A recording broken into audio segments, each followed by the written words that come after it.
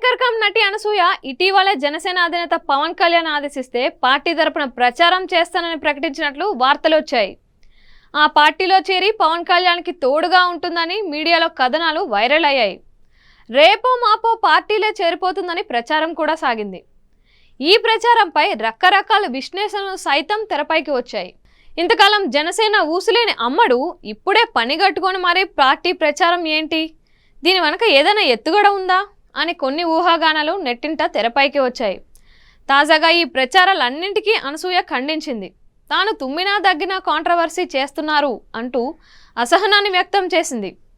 ఒక ఇంటర్వ్యూలో రాజకీయ ప్రవేశం గురించి ఇలా స్పందించింది. నాయకుడు నచ్చి అతడి ఎజెండా నచ్చితే తప్పకుండా ప్రోత్సహిస్తానని చెప్పారు. అంతేకాని పార్టీలో చేరతానని కానీ ప్రచారం చేస్తానని కానీ చెప్పలేదు.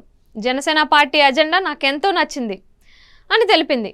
ఆ కారణంగానే జనసేన పార్టీకి అనసూయ తన మద్దతు ప్రకటించినట్లు క్లారిటీ వచ్చింది.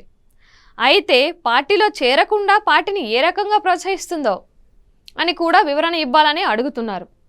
పార్టీ ఎజెండా నచ్చినప్పుడు పార్టీ తరపున క్యాంపెయినింగ్ చేసినప్పుడే ఆ పార్టీకి తన మద్దతు ఇచ్చినట్లు ఉంటుందని నెటిజన్లు అభిప్రాయపడుతున్నారు.